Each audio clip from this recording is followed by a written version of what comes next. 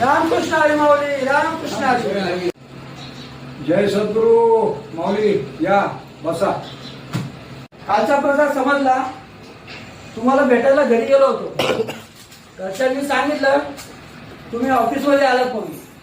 कसा थेट इथं ऑफिसमध्ये आला तुम्हाला भेटायला. घरी काही करमत नव्हतं. ऑफिसमधून फोन आला आणि 4 लोक बसले.